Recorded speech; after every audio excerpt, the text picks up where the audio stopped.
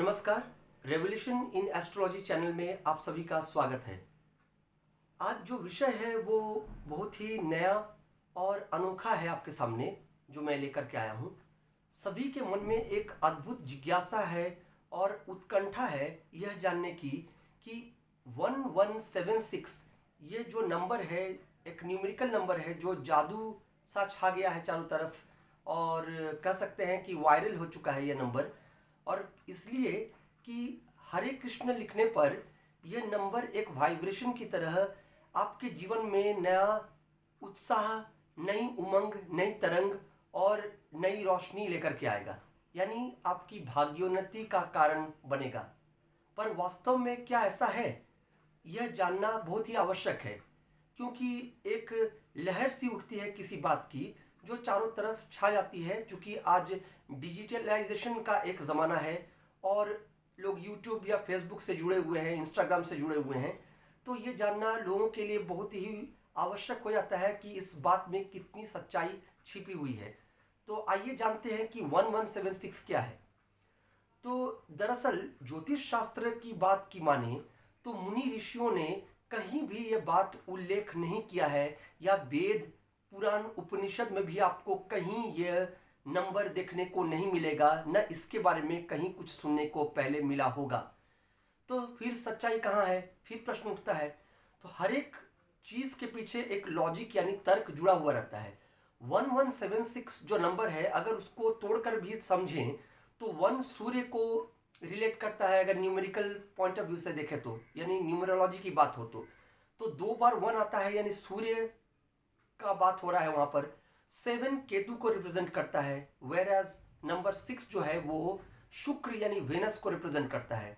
तो कुल मिलाकर भी अगर जोड़ करके देखें 112, फिर उससे 7 जोड़ें तो 2 7 9 और प्लस 6 कीजिए तो 15 यानी 15 संख्या आती है।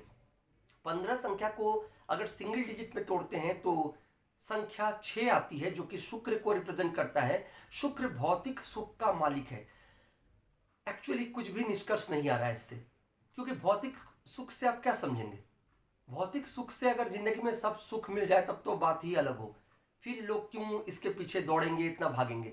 नहीं, कहीं भी जो ये लॉजिक है वो आपको कुछ भी स्पष्ट रूप से समझ में नहीं आ रहा होगा। एक्चुअली आज युग ऐसा है ना कि किसी बात को दोहराया जा रहा है इतनी बार, या सोशल मीडिया में लाया जा रहा है इतनी बार, ताकि उसको आप सच स्टैब्लिश करने में लगे रहें और उस झूठ को ही सच साबित अंततः कर दिया जाए, यही चेष्टा हो रही है। और भगवान के नाम पर या फिर धर्म के नाम पर एक अंधकार चारों ओर फैलाया जा रहा है, इस तरह से कि जैसे यह एक स्पिरिचुअल नंबर है और इस स्पिरिचुअल नंबर के छूते ही या इसके नोट करते ही आपके लाइफ में सब चेंजेस आ जाएंगे। अगर ऐसा होता है तो आप इस तरह को समझिए, फिर दुनिया में कोई दरिद्र ही नहीं होगा, फिर समस्याएं ही खत्म हो जाएंगी।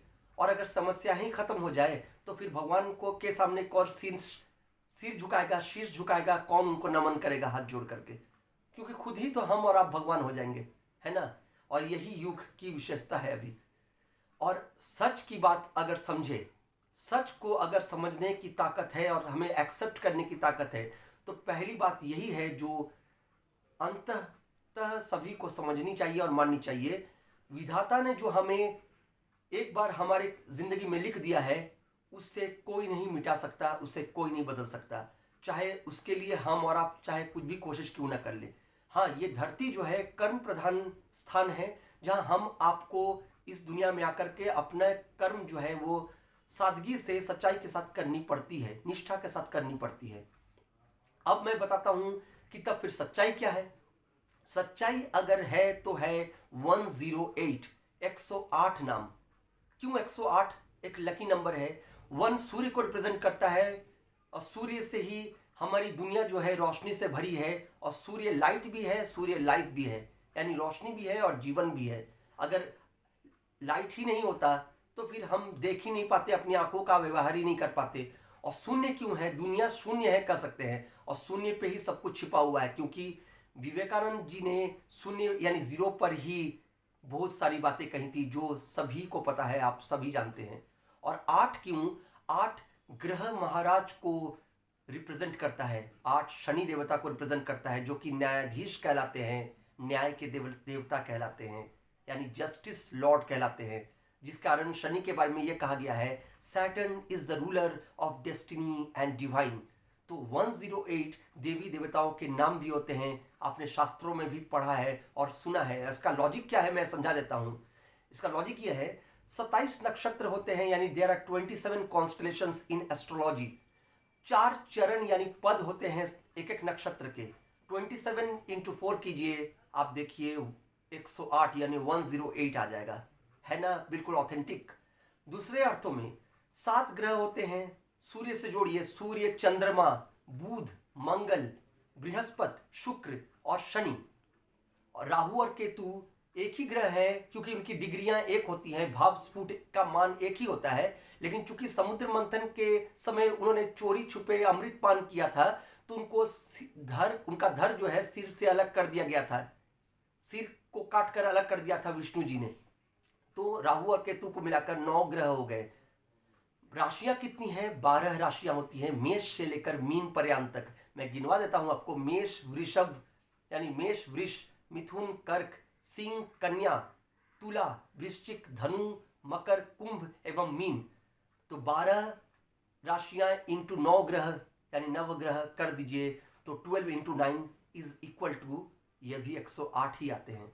इसलिए 108 इज ए मैजिकल नंबर।